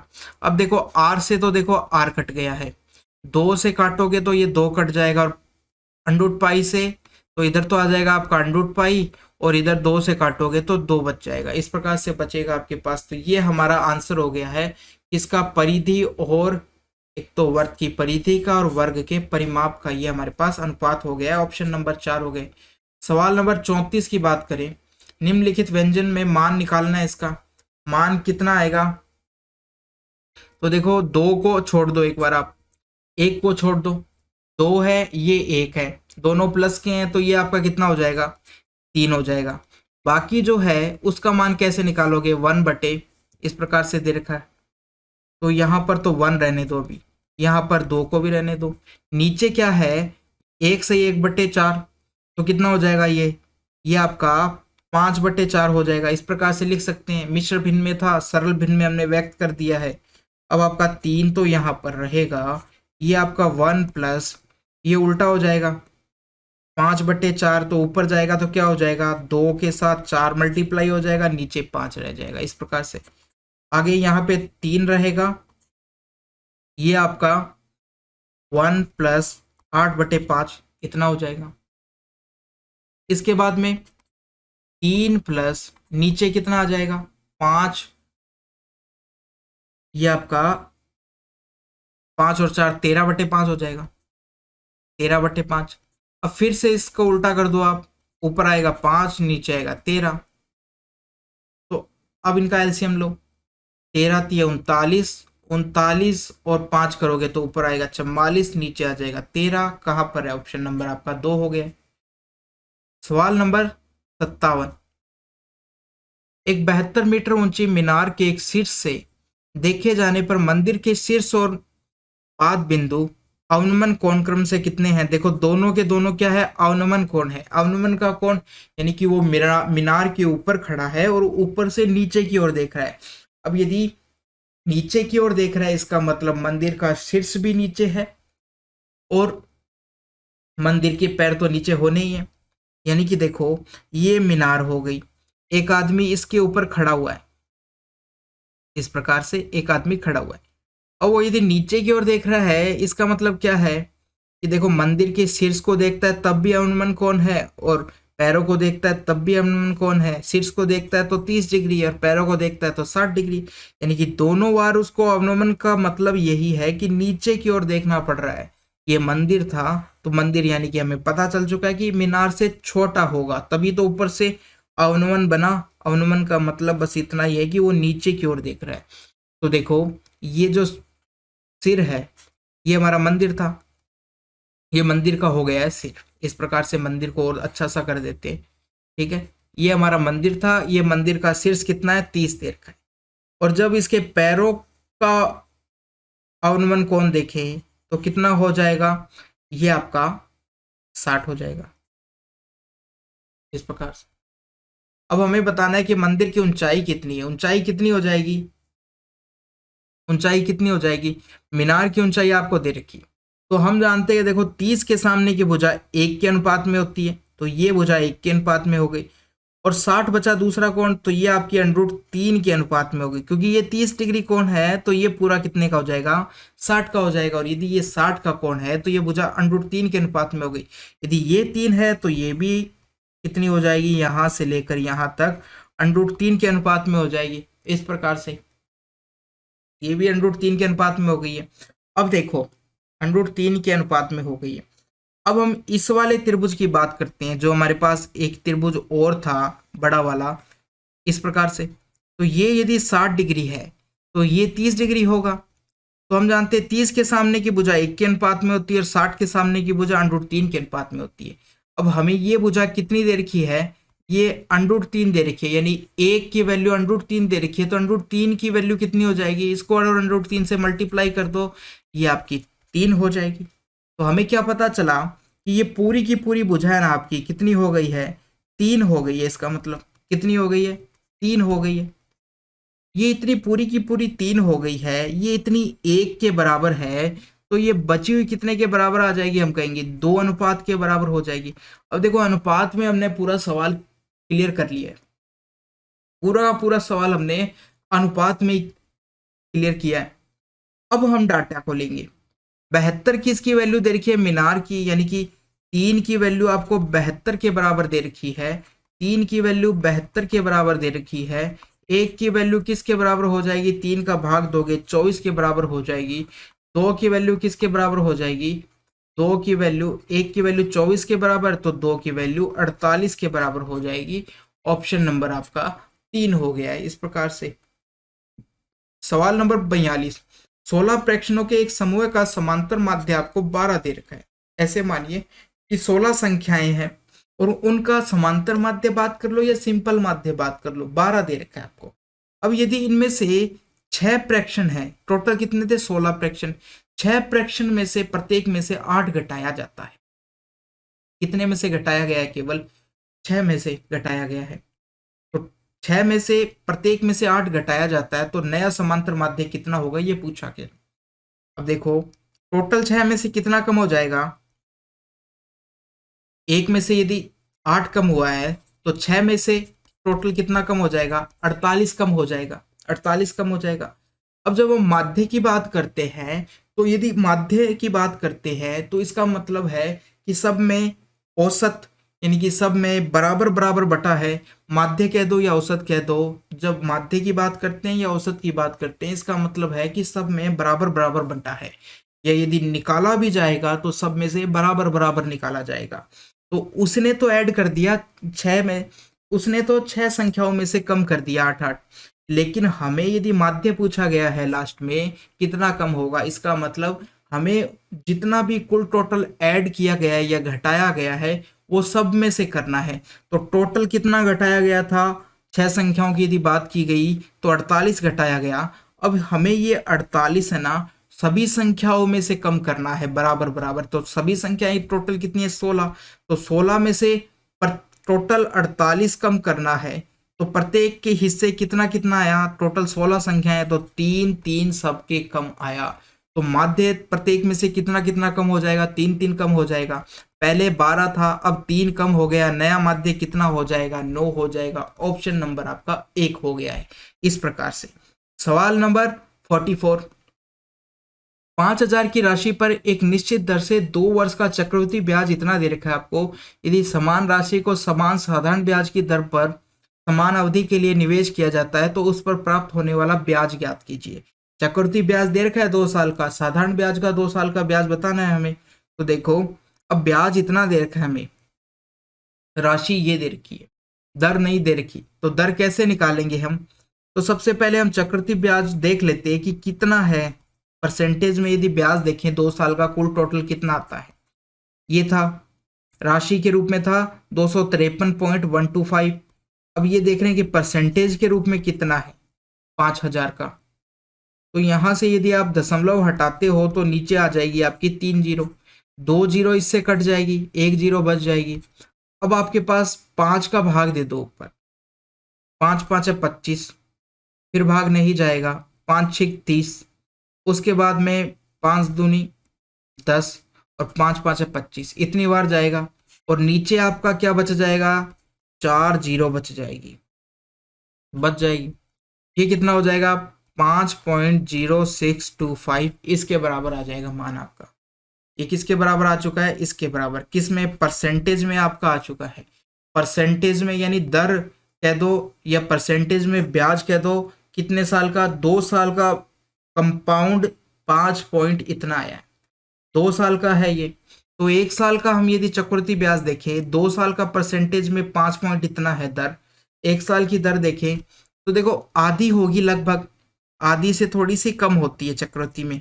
तो ये आपको 5 पॉइंट समथिंग दिख रहा है, तो हम आधा मान लेते हैं। अभी माना है केवल, कितना मान लिया, 2.5 मान लिया, इसका आधा, 5 का आधा 2.5 होगा।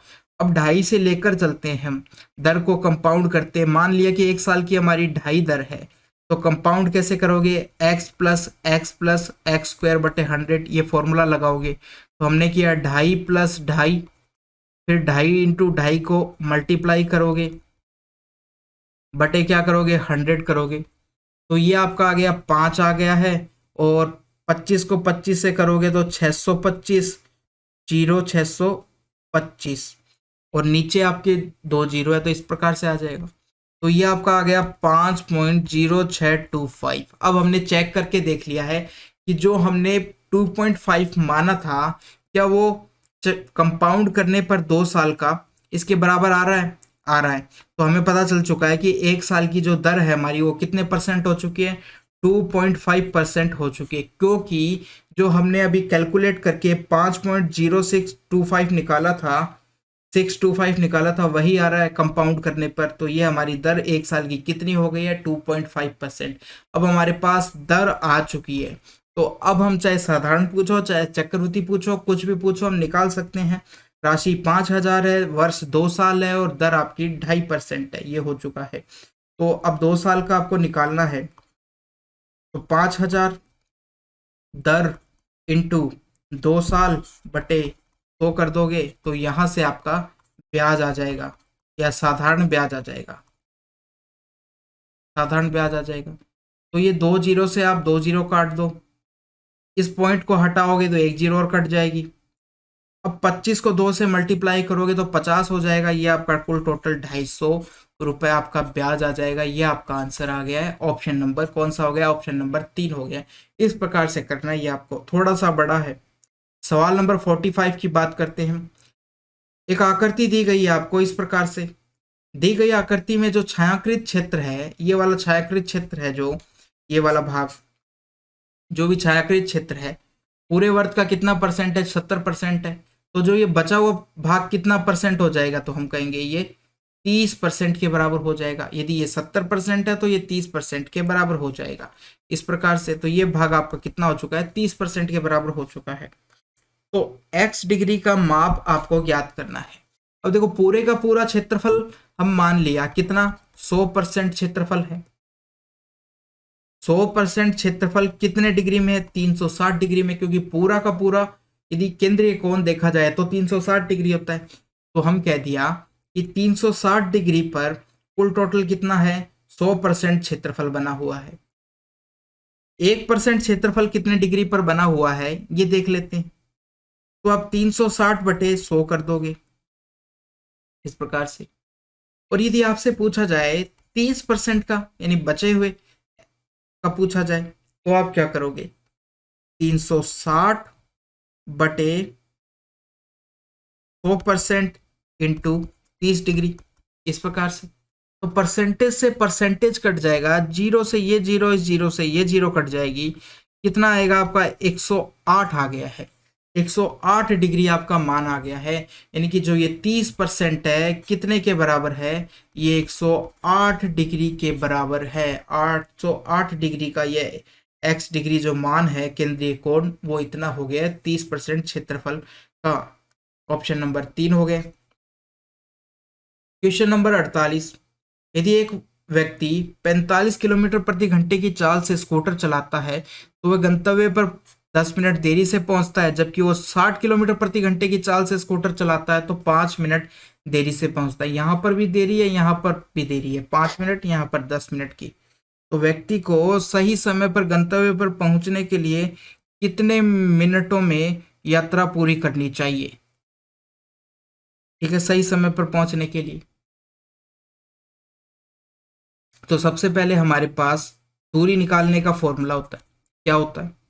हम कहेंगे S1 इंटू S2 बटे S1 minus S2 into time T. Time T या टाइम का डिफरेंस कह दो इसको। तो देखो, एक है आपका 45, एक है आपकी 60, दोनों का अंतर 15 हो गया है।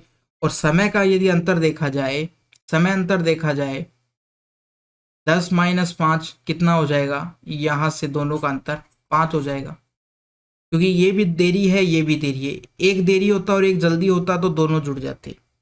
तो ये देरी देरी ये घट गया, कितना आ जाएगा? 5 आ जाएगा। इसको इस प्रकार से लिख देता हूँ, T2 माइनस T1। तो ये आपका 5 आ गया है। अब देखो, 15 से ये कितनी बार जाएगा? 3 बार चला जाएगा। तो दूरी आपकी कितनी आ गई है? ये आपकी 30, 30 और ये आपकी 900 आ गई। टोटल दूरी कितनी आ गई? 900 किलोमीटर आपकी क्या आ चुकी है? टोटल दूरी आ चुकी है हमारी 900 किलोमीटर आ चुकी है। अब हमें सही समय पूछा गया है कि कितना लगेगा उसको, सही समय। तो हम ये देख लेते हैं कि ये जब 10 मिनट देरी लगती है उसको, तो टोटल कितना समय लगता है उसको। यानी कि जो 45 की चाल से चल रहा है तो कुल टोटल कितना समय लग रहा है, तो उसमें से हम 10 घटा देंगे जितना देरी लग रही है उसको, तो हमारे पास वो समय आ जाएगा कि सही समय। तो 900 किलोमीटर की यात्रा को कर रहा है कितने से, समय निकालना है। 900 किलोमीटर की यात्रा है, 45 से यदि डिवाइड किया तो कितना बार जाएगा? 2, और 20 बार चला गया ये, यानी कि 20 मिनट समय आ चुका है इसका। 20 मिनट का समय लगता है। वो कह रहा है 10 मिनट देर हो गया, यानी कि जो राइट समय था पहुंचने के लिए वो कितना हो गया है? 10 मिनट हो गया है, क्योंकि 10 मिनट तो यहाँ पर उसको देरी भी तो ऐड है उसकी 20 के अंदर। तो इसका मतलब राइट समय पे पहुंचने वाला समय कितना है? 10 मिनट का समय है। 10 मिनट का समय। ऑप्शन नंबर कौन सा हो जाएगा? ऑप्शन नंबर 2 हो जाएगा। सवाल नंबर 58, ए और बी का अनुपात इतना है, बी और सी का इतना दे रखा है, ए और सी का अनुपात इतना दे रखा है, तो एक्स और वाई का मान बताना है हमें। अब देखो, एक ए है, एक बी है और एक सी है, इस प्रकार से तीन। एक्स और ए और बी का अनुपात कितना दे रखा है? ये एक्स अनुपात 12 दे रखा है। बी और सी का कितना दे रखा है? ये 4 अनुपात वाई दे रखा है, दे रखा है। यहां से हम क्या करते हैं, पहले तीनों का अनुपात निकाल लेते हैं। ए और सी के अनुपात को अभी हम नहीं लिख रहे, पहले इनका अनुपात निकाल लेते हैं। एक अनुपात में चेंज कर लेते हैं इन तीनों को। तो ये ए बी और बी वाई दे रखा था, इस प्रकार से इनको मल्टीप्लाई कर दो। ये आ जाएगा आपका 4x आ जाएगा, ये 48 हो गया है और ये 12y हो गया है। अब हमें केवल AC की बात करनी है। AC की बात करनी है, कितना दे रखा है आपको? AC की यदि बात करते हैं तो कितना दे रखा है आपको? AC इस प्रकार से लिख लो, ए और सी का अनुपात कितना दे रखा है? तो हम कहेंगे 4x बटे 12y ये दे रखा है। थोड़ा सा यदि सरल करते हो तो कितना हो जाएगा? ये x बटे 3y हो जाएगा। x बटे 3y किसके बराबर दे रखा है? AC का अनुपात यहाँ पर 5:3 दे रखा है, तो ये इसके बराबर हो जाएगा। तो यहाँ से x और y का अनुपात, ये 3 ऊपर चला जाएगा तो कितना हो जाएगा? ये 15/3 हो जाएगा, यानी 3:1 आ जाएगा। तो एक्स वाई का अनुपात कितना आ चुका है? ये आ चुका है आपका 3:1। Answer option number 3। सवाल नंबर 60 इस प्रकार से आपको दे रखा है A cos theta plus B sin theta का मान 5 दे रखा है और इसका मान 3 दे रखा है। तो ए और बी के बीच में संबंध को बताना है हमें। अब देखो जो भी हमने ऑप्शन चेक किए तो यहाँ पर ए स्क्वायर प्लस बी स्क्वायर, ए स्क्वायर बी स्क्वायर, ए स्क्वायर बी स्क्वायर सभी ऑप्शन में स्क्वायर दे रखा है। तो आप क्या करो, दोनों समीकरण का स्क्वायर कर दो। पहले का समीकरण का स्क्वायर करोगे तो आपके पास क्या आएगा, ए स्क्वायर और cos square theta plus b square sign square theta, साथ में क्या आएगा, क्योंकि स्क्वायर जो होगा पूरे का होगा, इस प्रकार से होगा पूरे का, तो ये आ गया, ये आ गया। साथ में क्या आएगा, 2ab sine theta cos theta, और राइट साइड में आपका कितना हो जाएगा, 25 हो जाएगा। दूसरे का यदि स्क्वायर करते हैं तो आपका आएगा B square cos square theta plus A square sign square theta, फिर वही यहाँ पर बस माइनस आ जाएगा, -2ab sine theta cos theta, और ये आपका बराबर हो जाएगा राइट साइड में 9 हो जाएगा, 3 का स्क्वायर। अब देखो ये दोनों संख्याएं आपस में कट जाएगी, ये ए स्क्वायर है और ये a square sign square theta है। इसी प्रकार से ये b square sign square theta है, ये b square cos square theta है, इस प्रकार से। तो पहले में ए स्क्वायर कॉमन आ गया, अंदर बचा आपका sign square theta plus cos square theta जिसका मान 1 हो जाएगा। इसी प्रकार से दूसरा बी स्क्वायर और अंदर मान 1 बन जाएगा, और ये दोनों आपस में कट चुके हैं। राइट साइड में आपका 25 + 9 हो जाएगा। तो यहाँ पर हो गया ए स्क्वायर प्लस बी स्क्वायर, और राइट साइड में कितना आ जाएगा, 34 आ जाएगा। तो ये आपका मान आ चुका है, ए स्क्वायर प्लस बी स्क्वायर कितना मान आ चुका है, ये आ गया। तो ऑप्शन नंबर कौन सा हो गया, ऑप्शन नंबर 1 हो गया है। सवाल नंबर 62, दो प्राकृत संख्याओं का एलसीएम आपको इतना दे रखा है, एचसीएफ आपको इतना दे रखा है, तो संख्याओं का अंतर इतना दे रखा है, तो संख्याओं का योग ज्ञात करो, संख्याओं का योग ज्ञात करो। सबसे पहले तो आप ये देखो कि क्या होता है, आप जो ये एलसीएम दे रखा है आपको ऑप्शन चेक कर सकते हो। सबसे पहले तो आप ये देखो, यदि एचसीएफ 3 दे रखा है, एचसीएफ का मतलब क्या होता है कि ये प्रत्येक नंबर के अंदर एचसीएफ छुपा होता है, हर नंबर में छुपा होता है जिनका एचसीएफ लिया गया है, सब में 3-3 होगा। तो यदि इनमें से घटाते हो आप तो 3 तो कॉमन आ जाएगा, और जो घटाने के बाद संख्या आई उसमें 3 उपस्थित होगा। इसी प्रकार जोड़ोगे तो दोनों में 3-3 था, तो जोड़ने पर भी वो 3 तो कॉमन आ गया और उस संख्या में भी 3 था, यानी कि उस ऑप्शन में भी 3 होगा दोनों के योग में। तो जब आप ऑप्शन नंबर 4-2 को चेक करते हो तो यहाँ पर योग 5 आता है। ऑप्शन नंबर 4 को चेक करते हो तो यहाँ पर योग इनका 8 आता है, तो यहाँ पर तो 3 का भाग जाएगा नहीं, तो ये ऑप्शन कट गया आपका, एक ये ऑप्शन कट गया।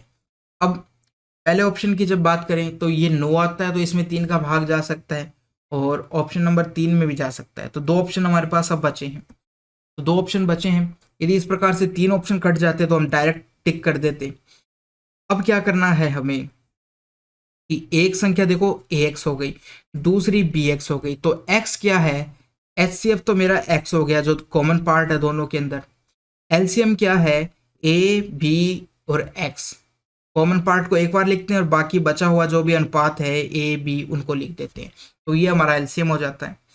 अब आप क्या करो, जो LCM आपको दे रखा है उसके टुकड़े कर लो। सबसे पहले ये हमें पता है कि मेरी प्रथम संख्या इंटू द्वितीय संख्या, इसको हटा देते हैं, कि मेरी प्रथम संख्या इंटू द्वितीय संख्या किसके बराबर होगी, एलसीएम इंटू एचसीएफ के बराबर होती है। ये हमें पता है कि इन दोनों का गुणनफल एलसीएम इंटू एचसीएफ के बराबर होता है। अब आपको ये दे रखा है और ये भी दे रखा है, तो ये दोनों संख्याओं का गुणनफल भी तो है। अब मैं इसको टुकड़े कर लेता हूँ। सबसे पहले 13-26 के आप टुकड़े कर लो। 13-26 के जब आप टुकड़े करोगे तो 2 का भाग दोगे ना इसके अंदर, तो कितना आ जाएगा, ये आपका 4 बार, हाँ भाग दोगे 2 का 6 बार जाएगा, फिर 6 बार जाएगा, और फिर 3 बार जाएगा, इतना है। अब आप 3 का भाग दोगे तो ये 2 एक बार, इतनी बार जाएगा। उसके बाद में आप 13 का भाग दोगे जब जाएगा, क्योंकि 221 13 × 17 का टुकड़ा होता है, कितनी बार जाएगा, 17 बार। फिर 17 का जाएगा, ये हो गया। तो देखो इसको मैं लिख देता हूं यहां पर। एक तो आपका कितना आ गया है, 2 आ गया है, एक आपका 3 आ गया है, एक 13 आ गया है, एक 17 आ गया है, एक 3 पहले से, ठीक है। अब देखो यहाँ पर हमें दो संख्याएं बनानी है, दो संख्याएं बनानी है। कैसे बनाएंगे हम, कि देखो HCF है जो दोनों के अंदर होगा, यानी कि HCF कितना है, 3 है, तो 3 तो यहाँ पर भी होगा और 3 तो यहाँ पर भी होगा। एक 3 ये हटा दिया और एक 3 ये हटा दिया, ये तो दोनों संख्याओं में होगा। अब इसके बाद में हमारे पास क्या बचा, एक 17 बचा है, एक 13 बचा है, एक 2 बचा है। अब आपको इनको करके देखना पड़ेगा, दो संख्याओं में तोड़ लो। तो एक तो हम बना सकते हैं इस प्रकार से कि 13 दूनी 26 इंटू 17, यानी कि 26 इंटू 3, ये एक संख्या, 17 इंटू 3 ये दूसरी संख्या, इस प्रकार से हो सकता है। या फिर एक 34 इंटू 3। अब इनको दोनों का जो संख्याएं हैं ये हमारे पास, इनको देख लेते हैं एक बार। तो घटा के आपका 27 आना चाहिए। तो देखो 26 में से 26 में से आप यदि 17 घटाते हो कितना बचता है, 9 बचता है। तो ये आपकी संख्याएं हो जाएगी। हमने संख्याएं तोड़ लिए, तो देखो कितनी हो गई, एक संख्या आपकी ये हो गई है, दूसरी 17 इंटू 3 हो गई है। 3 को तो दोनों में रखना था हमें, क्योंकि ये HCF है। तो 17 ये कितना होता है, 26 26 ये 78 हो जाएगा, और 17 ये 51 हो जाएगा। ये दोनों हो गई। अब इनका यदि अंतर देखते हैं,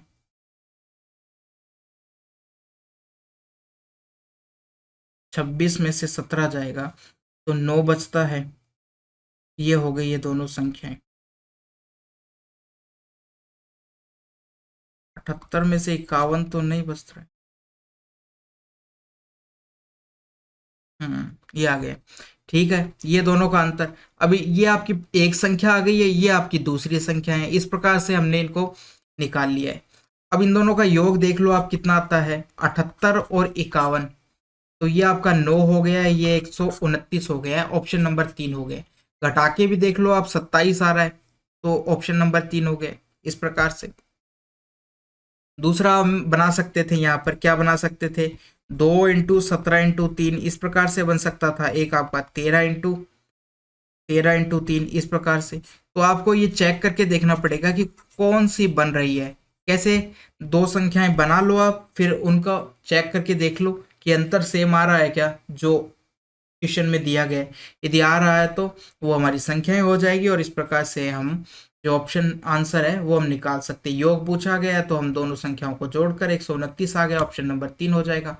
सवाल नंबर 64, एक आदमी 3 घंटे 20 मिनट में A से B तक 300 किलोमीटर गाड़ी चलाता है, और वह वापसी की यात्रा में समान दूरी को 4 घंटे 10 मिनट में तय करता है।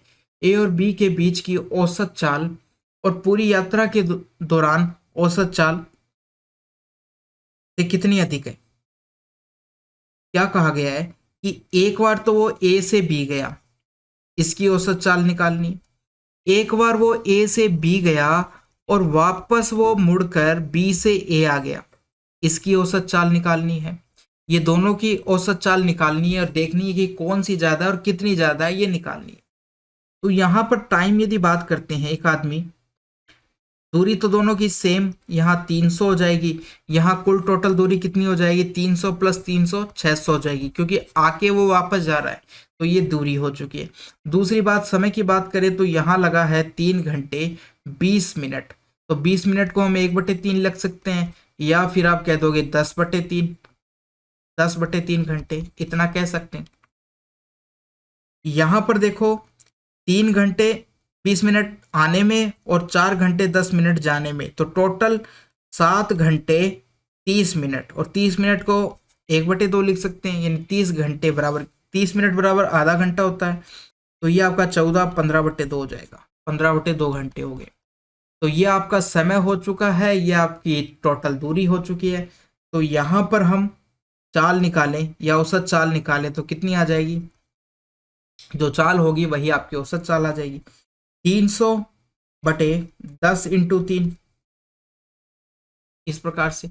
इधर यदि चाल निकालते हो तो कितना आ जाएगा आपका 600/15 × 2। अब आपको इनको सरल करना है, 0 से 0 कट जाएगी, इधर आ गया 3 3 9 90 आ चुकी है चाल, 90 किलोमीटर प्रति आवर आ चुकी है। इधर यदि चेक करते हैं तो ये आपका 15 से कितनी बार कटता है, 4 बार कटता है, 40 हो गया, ये 80 आ गया, 80 किलोमीटर प्रति आवर आ चुका है। तो इनका अंतर यदि पूछा गया है कितना हो गया है, तो हम कहेंगे 90 में से 80 बराबर 10 किलोमीटर प्रति आवर हो चुका है। कहां पर है, ऑप्शन नंबर 3 हो गया है। इस प्रकार से, इस प्रकार से। सवाल नंबर 69, एक व्यापारी 52 रुपये प्रति किलोग्राम के भाव से एक किस्म के 20 किलोग्राम चावल और 36 प्रति किलोग्राम के भाव से एक अन्य 60 किलोग्राम में मिलाता है। यानी एक 52 किलोग्राम का चावल था, 52 किलोग्राम का चावल था, ठीक है, किस्म के 20 किलोग्राम चावल और 52 किलोग्राम का कितना चावल था, हम कहेंगे कि 20 किलोग्राम चावल था। 36 रुपए प्रति किलो का कितना चावल था, 60 चावल था। अब इनको मिक्स करना है, हमको मिक्स करना है। तो देखो आप या तो 52 को इससे मल्टीप्लाई करो, या हम थोड़ा सा इसको यदि काट भी सकते हैं यहां पर, कैसे, इनको थोड़ा सा सरल कर लेते हैं। ये आपका 1 अनुपात कितना हो जाएगा, 1/3 हो जाएगा। अब आपको यदि औसत निकालना है, औसत मूल्य निकालना है, कैसे निकालोगे, ये जो 52 है,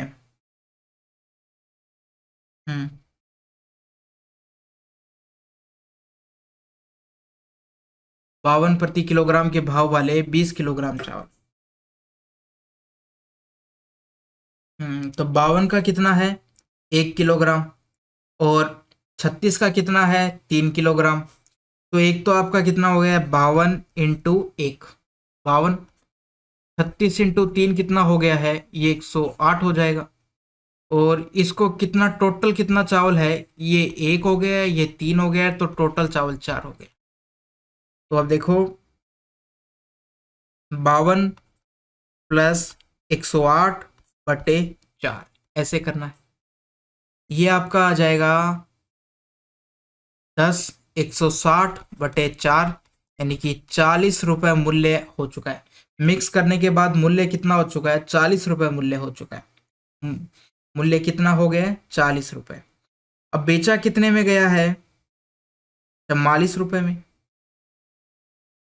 तो हमें क्रय मूल्य मिला है 40 रुपये, विक्रय मूल्य मिला है 44 रुपये। तो लाभ पूछा गया है, लाभ क्या हो जाएगा 4/40 × 100, ये आपका लाभ हो जाएगा। यहाँ से 10 आएगा तो 10% का क्या मिल गया उसको, 10% का लाभ। ऑप्शन नंबर 3 हो जाएगा। ऑप्शन नंबर कौन सा हो गया, 3 हो गया। अब देखो आप इसको इस प्रकार से भी लिख सकते हो, ऐसे लिख लो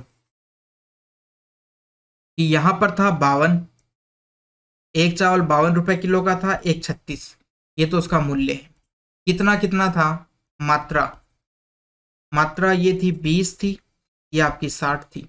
अब इसको हमने सरल कर लिया था, ठीक है, इसको हमने काट के कितना कर लिया था 1/3 कर लिया था। इस प्रकार से इस चीज को हमने सरल कर लिया था, ये मूल्य था, बस ये हो गया आपका।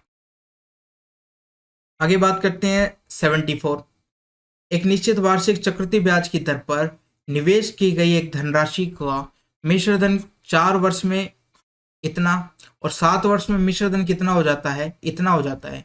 जबकि ब्याज की गणना चक्रवृद्धि आधार पर की जाती है, तो वार्षिक ब्याज दर बतानी है आपको कितनी होगी, ठीक है। तो यहाँ पर यदि हम गैप देखते हैं ना 4 और 7 साल के बीच का, यानी कि 3 साल का गैप आ चुका है। तो अवधि हमारे पास आ चुकी है 3 साल की। अब ये आपका 729 है, ये आपका 1331 है। अब देखो ये कटेंगे तो आपस में है नहीं। 729 मुझे पता है कि किसका क्यूब होता है, 9 का क्यूब होता है, और ये किसका क्यूब होता है, क्योंकि 3 साल की बात हुई है, बीच में कितने साल है 3 साल। ये किसका क्यूब होता है 11 का क्यूब होता है। तो 1 साल की यदि बात की जाए, राशि क्या हो गई है, 9 से 11 हो गई है, इसका कहने का मतलब ये है। तो ब्याज कितना आया है, 2 आया है, ठीक है, 2 आया है। 2 ब्याज किस पर आया है, हम कहेंगे 9 पर आया है। तो यहां से हम दर निकाल सकते हैं इस प्रकार से। तो ये कितना आ जाएगा, वो 2 तो ऐसा का ऐसा, ये 11 सही। 100/9 किसके बराबर होता है, आपको पता है कि 9% का मान कितना होता है, 1/9 का मान कितना होता है, हम कहते हैं 11 सही, 1/9 के बराबर। 2 का अब 22 से भी होगा मल्टीप्लाई और 1/9 से भी होगा। तो ये आपका एक तो 22 हो जाएगा और एक आपका 2/9 हो जाएगा। तो इतना परसेंट आपकी क्या आ चुकी है, दर आ चुकी है। ऑप्शन नंबर कौन सा, ऑप्शन नंबर 2 हो गया है। सवाल नंबर 76। अब देखो क्वेश्चन दे रखा है, यहाँ पर 314 है, यहाँ पर 393 है, यहाँ पर 1 है। अब सभी ऑप्शन में जो यदि आप चेक करोगे तो यहाँ पर भी आपको 313, 314, 393 और 1 इस प्रकार से दे रखा है। यानी कि जो संख्या है वो तो ऐसी की ऐसी है, केवल दशमलव की बात है। तो यहाँ पर कितनी संख्याओं के बाद दशमलव है, लेफ्ट राइट साइड से यदि बात की जाए तो 5 संख्याओं के बाद में है, यहाँ पर 5 संख्याओं के बाद में दशमलव है, यहाँ 4 संख्याओं के बाद में, यहाँ पर भी 4 संख्याओं के बाद में है। ये 8 और कुल टोटल कितना हो गया है, 13 संख्या के बाद दशमलव हो गई है, क्योंकि 4 के बाद यहाँ पर, 4 के बाद यहाँ पर, 4 के बाद यहाँ पर, तो टोटल 13 के बाद हो चुकी है, 13 के बाद हो चुकी है। अब हमें यही गिनना है कि कहाँ पर ये 13 आता है। तो यदि यहाँ चेक करें कितना आएगा, 5, इसमें कितना आएगा 5 और यहाँ पर कितना आएगा 4। तो ये आपका कितना हो गया, 5 5 10 और 4 14, 14 हो गया, 13 नहीं आ रहा। इसी प्रकार से यहाँ गिनोगे तो 4 आएगा, 3 आएगा, 4, तो 4 और 4 8 और 3 11 आ जाएगा यहाँ पर। तो ये भी हमारा ऑप्शन कट गया, ये भी ऑप्शन कट गया। ऑप्शन नंबर 3 की बात करें तो यहाँ पर देखो 3 के बाद है और ये आपकी 3 के बाद है, यहाँ पर आपकी 5 के बाद है, यहाँ पर आपकी 5 के बाद है। सबको जोड़ोगे तो कितना आ जाएगा, 13 आ जाएगा। तो ये हमारा ऑप्शन हो गया कि 13 के बाद में। तो इस प्रकार से सवाल नंबर 92, एक बिटकॉइन का मूल्य प्रत्येक 20 सेकंड में $1 बढ़ता है, कितने समय में, 20 सेकंड में कितना बढ़ता है, $1। तो कहा गया है कि आधे घंटे में बिटकॉइन का मूल्य कितना वृद्धि होगा, 20 सेकंड में इतना बढ़ता है, सेकंड लिख दो पीछे, ठीक है, 20 सेकंड में इतना बढ़ता है। तो 1 मिनट यानी कि 60 सेकंड कह दो या 1 मिनट कह दो, 60 सेकंड कह दो या 1 मिनट कह दो, में कितना बढ़ जाएगा। तो देखो ये 20 में 1 बढ़ता है, 20 से 60 है यानी कि 3 से मल्टीप्लाई करना पड़ा, तो ये $3 बढ़ जाएगा, यानी कि $3 बढ़ जाएगा, ठीक है। अब 1 मिनट में $3 बढ़ता है और आधे घंटे में कितने डॉलर होते हैं, आधे घंटे में कितने मिनट होते हैं, 30 मिनट, यानी कि 30 मिनट किसके बराबर होते हैं, आधे घंटे के बराबर, आधे घंटे के बराबर। तो 30, ये 1 मिनट, 30 मिनट के लिए क्या करना पड़ा, 30 से मल्टीप्लाई करना पड़ा, 3 × 30 करना पड़ा डॉलर, यानी कि कितना आ गया है, $90 हो गया, $90 हो गया है। तो आधे घंटे में कितना मूल्य बढ़ गया, $90 बढ़ गया है, $90 की क्या हो गई है, वृद्धि हो गई है। ऑप्शन नंबर 4 हो गया है। तो दोस्तों यहाँ पर अपना पेपर आज का हो चुका है कंप्लीट। कैसा लगा आप कमेंट में जरूर बताना, अच्छा लगा तो लाइक करना, यदि कोई भी प्रॉब्लम हो तो आप कमेंट कर सकते हो, मैं आपका जरूर आंसर दूंगा। थैंक यू दोस्तों, मिलते हैं इसी प्रकार के एक और पेपर के साथ।